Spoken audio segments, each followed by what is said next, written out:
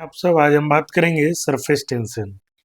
इस क्लास में आज जो हमारा टॉपिक डिस्कस कर रहे हैं उसका नाम है सरफेस टेंशन यानी पृष्ठ तनाव। पृष्ठ तनाव क्या है इसका हम लोग डिस्कशन करेंगे। कहता है surface tension is the tendency of liquid surface. ये कहता है लिक्विड सरफेस की टेंडेंसी है to shrink the minimum surface area due to के कोहेसिव फोर्स। यानी कह रहा है ये टेंडेंसी किसका है? Tendency of liquid surface, liquid surfaces to shrink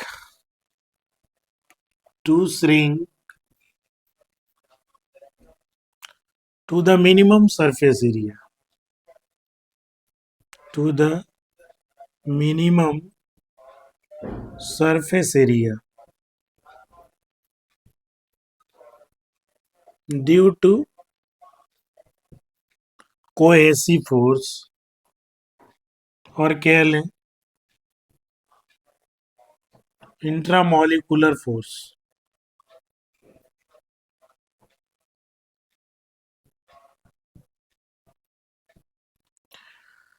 अब ये tendency of liquid surface due to कहता है किसके कारण? कोहेसिव फोर्स के कारण। अब देखिए इसको हम कैसे समझ सकते हैं। और ये जो है आपने पहले सुना होगा कि बारिश की बूंदें प्राय गोलाकार होती है। किसके कारण? सरफेस टेंशन के कारण। क्योंकि ये जो है जो वाटर ड्रॉपलेट्स होता है वो स्फेरिकल होता है ड्यू टू सरफेस टेंशन। कारण क्या है कि इसमें सरफेस टेंशन के कारण वो मिनिमम सरफेस एरिया को बनाने की कोशिश करता है। और मिनिमम सरफेस एरिया जो होता है स्फेयर का होता है वर्ल्ड ज्योमेट्री में। अब इसको हम समझने की कोशिश करेंगे। ये देखिए मान लिया जाए हमारा जो है वाटर ड्रॉपलेट्स की बात करते हैं। यहाँ पर मान लिया जाए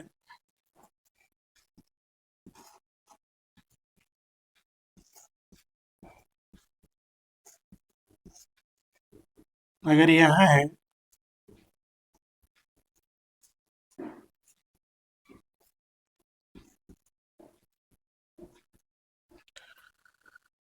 तो ये लिक्विड जो है अगर एयर में होगा तो पुल इनवर्ड होगा। अगर यहाँ एयर है और ये आपके वाटर्स हैं और ये आपके क्या है? वाटर है।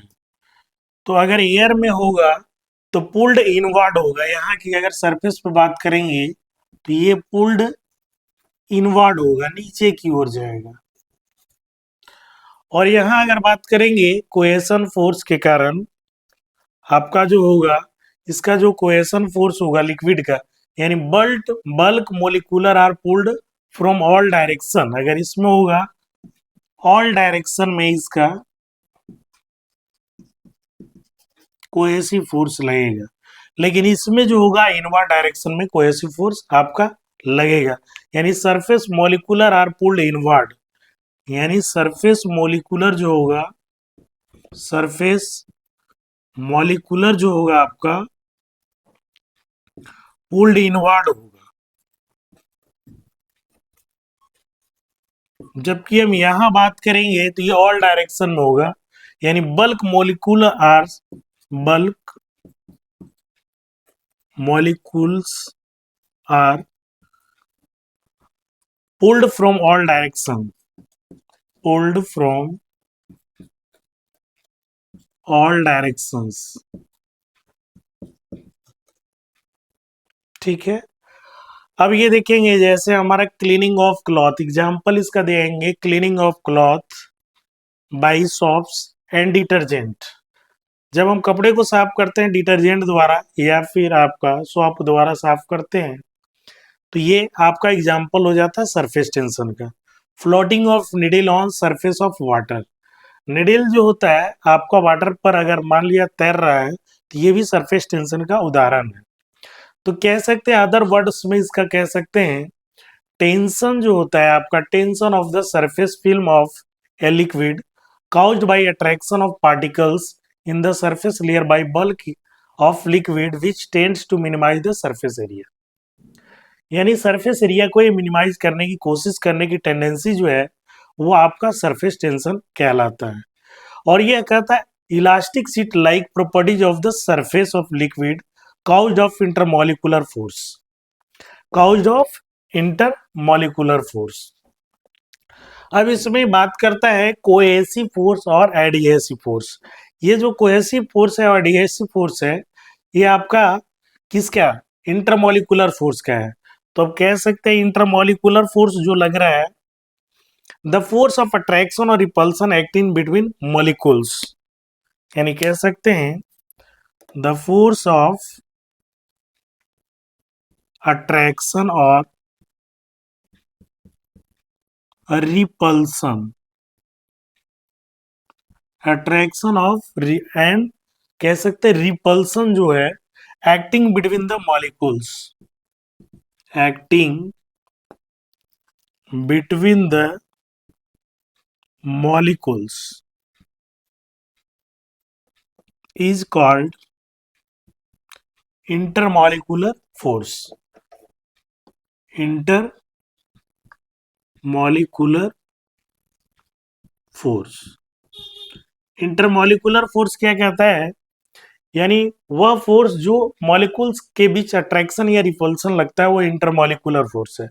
अभी इसमें हमने बात किया कोहेसिव फोर्स का, तो कोहेसिव फोर्स किसको कहेंगे, कोहेसिव फोर्स ये कहता the force of attraction between molecules of same substance is called cohesive force. The force of attraction between molecules of same substance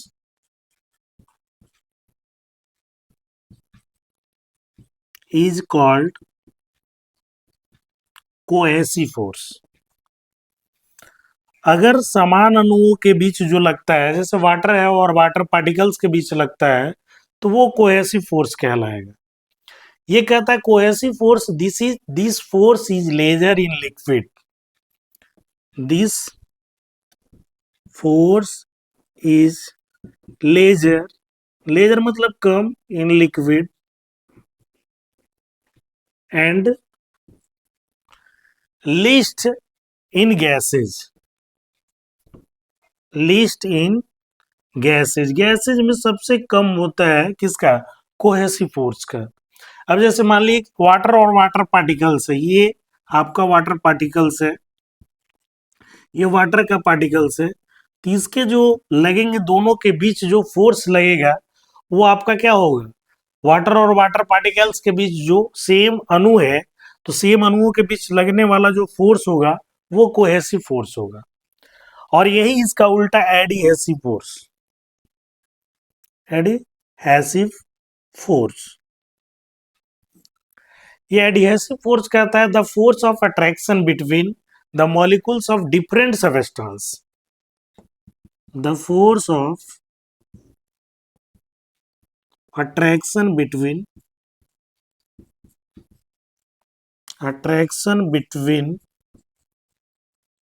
molecules of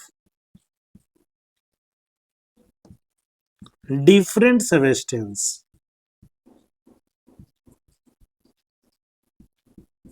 is called, आपका क्या हो जाएगा, एडहेसिव फोर्स, एडहेसिव फोर्स। अब ये adhesive force का मतलब क्या है, जैसे ग्लास आपका है, ग्लास में हमने पानी को डाला है, तो ग्लास का जो पार्टिकल्स है, ग्लास के जो मॉलिक्यूल्स हैं और वाटर मॉलिक्यूल्स के बीच जो आपका फोर्स ऑफ अट्रैक्शन लगेगा वो एडहेसिव फोर्स होगा। चूंकि ग्लास के पार्टिकल्स ग्लास के हो गए और वाटर के पार्टिकल्स वाटर के हो गए, तो दोनों डिफरेंट हो गया। जैसे मान लिया जाए यहाँ पर ग्लास का मॉलिक्यूल्स है और यहाँ वाटर का मॉलिक्यूल्स है, तो दोनों के बीच जो अट्रैक्शन फोर्स लगेगा वो अट्रैक्शन फोर्स एडहेसिव फोर्स कहलाएगा। यानी ग्लास और किसका हो गया, वाटर के बीच लगने वाला हो गया एडहेसिव फोर्स। तो हम बात करेंगे कोहेशन और एडहेशन के केस में, जैसे मान लिया जाए वाटर को ही है और वाटर को हम अगर डालते हैं ग्लास में, तो इसके बीच जो लगेगा आपका एडिएशन और कोहेशन फोर्स, तो इसका देखिएगा ये जो आपका नौचंद्रक आकृति बनती है इस तरह से बनती है H2O के लिए। H2O के लिए जो नौचंद्रक आकृति बनती है, ग्लास और किसके हमने बात किया, वाटर का। तो ग्लास और वाटर के बीच जो लगने वाला फोर्स है एडिएशन फोर्स है, और वाटर के बीच लगने वाला जो है फोर्स कोहेशन फोर्स है। जैसे वाटर और वाटर पार्टिकल्स के बीच जो लग रहा है फोर्स वो कोहेशन फोर्स है, ठीक है। और आपका वाटर और ग्लास के बीच लगने वाला जो आपका है फोर्स जो है एडिएशन फोर्स है, एडिएशन फोर्स है। अब मान लिया जाए हमने पानी को ग्लास में डाला है, तो वहां पर जो आकृति बनेगी वो इस तरह से बनेगा, इस तरह से ये आकृति बनेगा H2O के लिए। क्यों बनेगा, इसका कारण है कि एडिएशन जो फोर्स यहाँ पर लगेगा, एडिएशन जो फोर्स होगा वो आपका ग्रेटर देन कोहेशन फोर्स होगा। यानी कोहेशन का मतलब वाटर वाटर के पार्टिकल्स के बीच लगने वाला फोर्स है, और एडिएशन का मतलब है वाटर और ग्लास के बीच लगने वाला आपका फोर्स है, ग्लास वाल के बीच लगने वाला फोर्स है। अब बात करेंगे यही इसी चीज ग्लास में क्या आता है, आप Hg रख लो, Hg का मतलब होगा पारा रख लो, तो इसका जो आकृति बनेगा इस तरह से बनेगा, इस तरह से आपका आकृति बनता है। यहाँ क्यों, Hg जो है Hg और ग्लास के बीच लगने वाला फोर्स जो एडिएशन फोर्स है वो कहता है एडिएशन फोर्स लेस हो जाएगा, किसे, एडिएशन फोर्स इज लेस देन आपका कोहेशन फोर्स। कोहेशन में किसका है, यानी Hg और Hg के बीच लगने वाला, यानी Hg और Hg के बीच लगने वाला यहाँ पर कोहेशन फोर्स है। और एडिएशन फोर्स कौन है, Hg प्लस ग्लास के बीच लगने वाला आपका एडिएशन फोर्स है।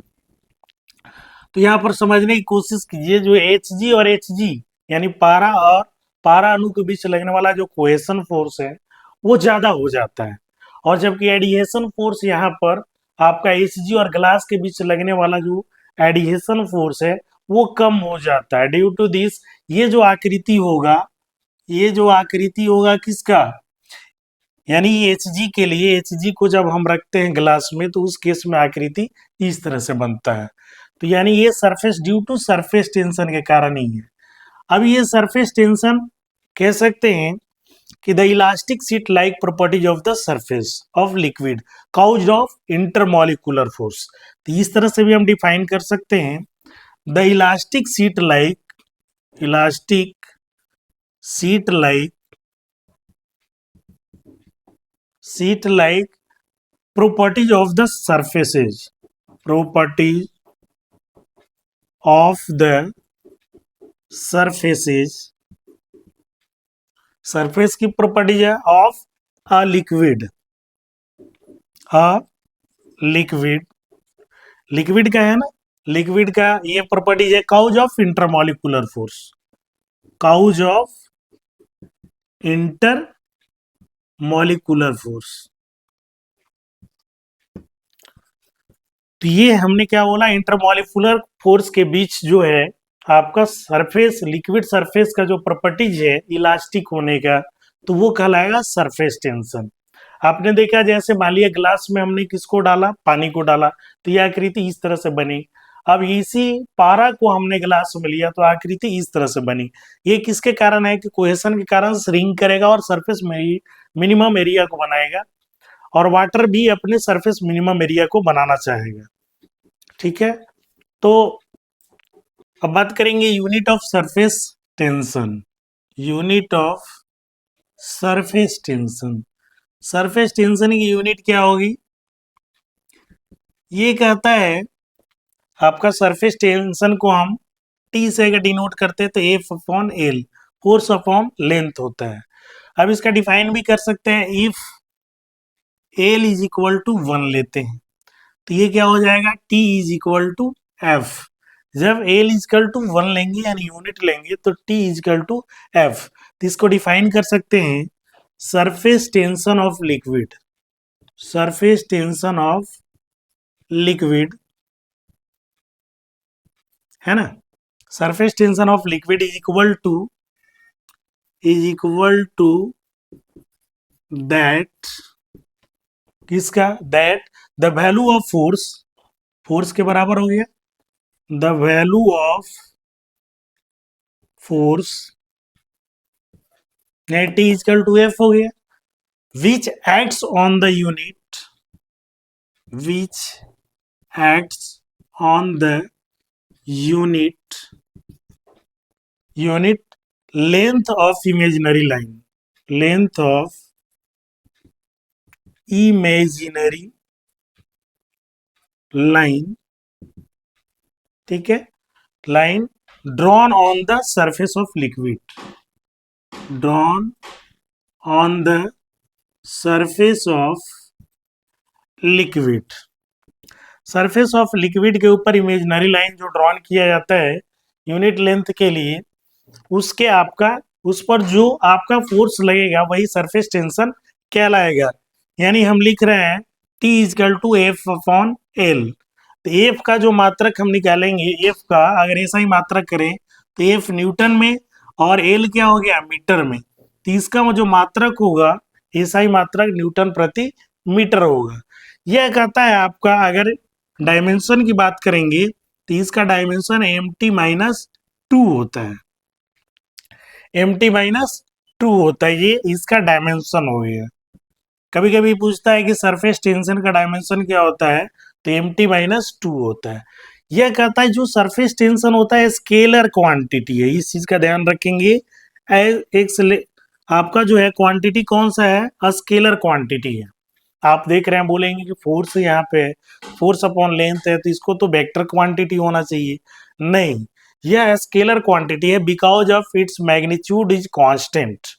कहता है इट्स मैग्नीट्यूड इज कांस्टेंट, इसका जो मैग्नीट्यूड होता है कांस्टेंट होता है, इसका मैग्नीट्यूड क्या होता है, कांस्टेंट होता है। और कहता है its direction is not defined and its direction is not defined, इसका डायरेक्शन भी डिफाइंड नहीं होता है। आपको पता होगा कि वेक्टर क्वांटिटी में आपका डायरेक्शन ऑलरेडी डिटरमाइंड होता है, यानी उसमें डायरेक्शन भी होता है, तो ये आपका कहलाता है वेक्टर। लेकिन ये जो कहता है सरफेस टेंशन आपका स्केलर क्वांटिटी होता है। अब बात करेंगे सरफेस एनर्जी का। सरफेस एनर्जी ये क्या है, सरफेस एनर्जी। अब इसको ऐसे हम समझ सकते हैं कि एक हम लेते हैं कंटेनर, और इस कंटेनर में मान के चलिए जो आपका हमने लिया है यहाँ पर ये वाटर ले लिया है। अब ये बात करेंगे कि इनसाइड और आउटसाइड, मतलब इनसाइड कहने का मतलब आपका सरफेस मॉलिक्यूल पर क्या नेट फोर्स लग रहा है और इनसाइड मॉलिक्यूल पर क्या नेट फोर्स लग रहा है। तो यहाँ हमने मान लिया जाए यहाँ पर एक हमने ड्रॉप लिया है और यहाँ पर कंसीडर किया है एक ड्रॉप को, तो ये कंसीडर किया है, तो यहाँ पर जो है एफ नेट जो लगेगा, एफ नेट यहाँ पर सरफेस पे जो एफ नेट लगेगा वो आपका कहता है 0 के बराबर होगा।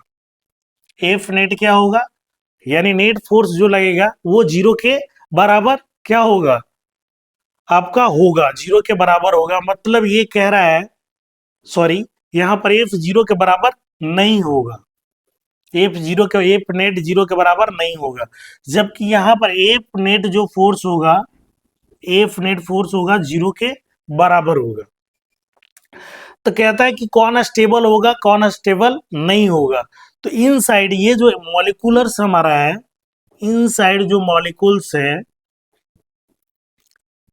उसके लिए हम बात करेंगे, इनसाइड मॉलिक्यूल्स के लिए जो एफ नेट है, एफ नेट आपका इनसाइड है तो 0 के बराबर है। तो ये 0 के बराबर है तो ये कहता है स्टेबल होगा, ये आपका क्या होगा, स्टेबल होगा। और दूसरा कहता है इसमें आपका इनसाइड क्या लिए, लेस एनर्जी होगा, जिसमें क्या होगा, लेस एनर्जी होगा इनसाइड के लिए। लेकिन ये जो सरफेस पर अगर यही होगा, सरफेस पर मॉलिक्यूल होगा ये इस तरह, तो सरफेस पर का जो मॉलिक्यूल होगा वहां पर एफ नेट जो फोर्स होगा आपका नॉट इक्वल टू 0 है। तो यहाँ एनर्जी जो होगा आपका, इसमें एनर्जी जो होगा यहाँ पर आपका, सॉरी, यहाँ पर मोर एनर्जी है, यहाँ पर आपका, यहाँ पर मोर एनर्जी है, यहाँ पर लेस एनर्जी होगा, लेस एनर्जी होगा। फिर से इसको समझेंगे, एफ नेट जो फोर्स है यहाँ पर सरफेस पर जीरो के बराबर नहीं होगा और यहाँ पर लेस एनर्जी होगा, जबकि आपका हम बात करेंगे इनसाइड का, तो यहाँ पर जीरो होगा, जीरो के बराबर एफ नेट होगा और यहाँ पर मोर एनर्जी होगा। तो इसको हम डिफाइन कैसे करेंगे सरफेस एनर्जी को? तो अभी हमने देखा क्या कि जो आपका इंटरनल है, यानी जो भी पार्टिकल्स आपका पानी के अंदर की हम कंसीडर किया है, नीचे का पार्ट्स, तो ये एफ नेट जीरो के बराबर है और यहाँ पर आपका लेस एनर्जी है। जबकि आपका सरफेस पे जो पार्टिकल्स है उसका जो एफ नेट है नॉट इक्वल टू जीरो है। एफ नेट का मतलब आपका जो नेट फोर्स है वो जीरो के बराबर नहीं है और वहां पर मोर एनर्जी है। तो द सरफेस पार्टिकल है more potential energy compared compare to inside molecules. अब इनसाइड मॉलिक्यूल्स यहाँ का पोटेंशियल एनर्जी ज्यादा है। This energy is known as surface energy. तो इसी को हम लिख देंगे द सरफेस। सरफेस पर का हमने क्या बोला? पार्टिकल्स है more, particles have more potential energy, more potential energy compare to किसके? इंटीरियर या internal inside molecules, inside molecules. जो इनसाइड मॉलिक्यूल्स में आप देख रहे हैं कि आपका जो पोटेंशियल एनर्जी है कम है और जबकि यहाँ का आपका सरफेस पार्टिकल्स का पोटेंशियल एनर्जी ज्यादा है। This energy is known as, this energy is known as surface energy. इसको क्या कहा? Surface energy. सरफेस एनर्जी ये इक्वल टू होता है work done upon area, work done upon increase in surface area. इसको लिख सकते हैं work done upon increase in surface area, increase in surface area. ठीक है, ये फॉर्मूला हो गया किसके लिए? सरफेस एनर्जी के लिए। अब देखिए इफ W कहता है व amount of work is done in increasing the area of del A, यही कहा ना, यानी वर्क, वर्क वर्क क्या कर रहा है? Work is done, work is done in increasing the surface area, the surface area, surface area by del A लिया है तो डेल ए लिख दिया। डब्लू क्या है? इफ डब्लू कह सकते हैं, डब्लू जो है, W work is done in increasing the surface area by del A, तो वर्क डन बराबर यहाँ पर क्या हो जाएगा? वर्क डन इक्वल टू क्या हो जाएगा? डेल डेल्टा ए इंटू आपका टी है, डेल्टा ए इंटू टी। यानी यहाँ अगर इसको हम कहेंगे टी से डिनोट करते हैं तो यानी डेल्टा ए इंटू टी हो जाएगा। तब इस केस में ये भी एक फॉर्मूला है कि W is equal to delta A into T है, तो del S E S is equal to कितना हो जाएगा? ई एस के जगह हम वैल्यू पुट करेंगे delta T, delta A into T upon delta A, तो डेल्टा ए से डेल्टा ए कट गया तो ई एस इजकल टू क्या हो जाएगा? Delta T. E S is equal to क्या हो जाएगा? Delta T. यानी जो सरफेस एनर्जी होता है आपका इक्वल टू क्या होगा? Surface tension. Surface energy of liquid is equal to surface tension, यानी surface energy of liquid is equal to surface tension. यानी जो है सरफेस टेंशन सरफेस एनर्जी के बराबर होगा। The free surface of liquid behaves like a stretch membrane, it wants to have minimum surface energy. जो है liquid का जो फ्री सरफेस होता है स्ट्रेच मेम्ब्रेन्स की तरह कार्य करता है और ये मिनिमम सरफेस एरिया को बनाना चाहता है। कभी कभी आपका पूछेगा एक्सेस प्रेशर, ये ऑब्जेक्टिव के लिए हम बता दे रहे हैं एक्सेस प्रेशर, ये इंपॉर्टेंट हमेशा पूछता है।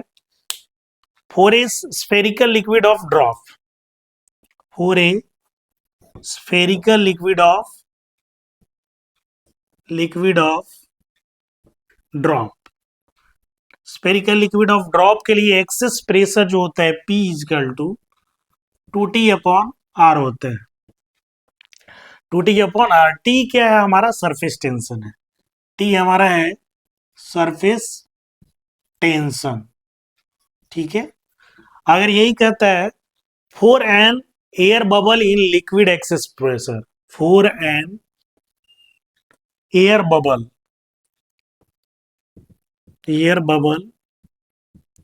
इन लिक्विड में जो एयर बबल है तो वहां पर आपका एक्सेस प्रेशर कितना होगा?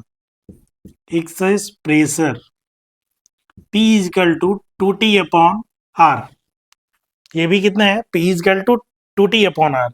लेकिन यही पूछे फॉर सॉप बन गया साबुन, for soap bubble in air, bubble in air में है और एक्सेस प्रेशर पूछ रहा है,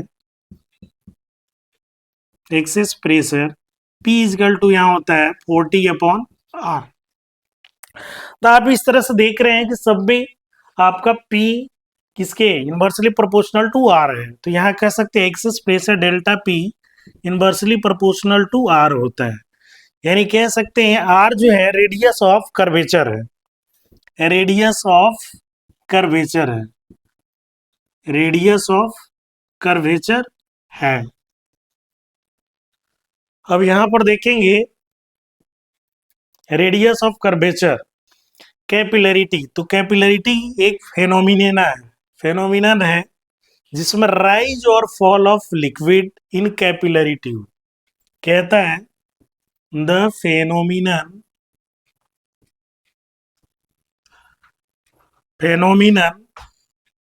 ऑफ राइज और फॉल, राइज और फॉल, राइज नहीं रेज भी लिख सकते हैं, राइज भी लिख सकते हैं, राइज और फॉल ऑफ ए लिक्विड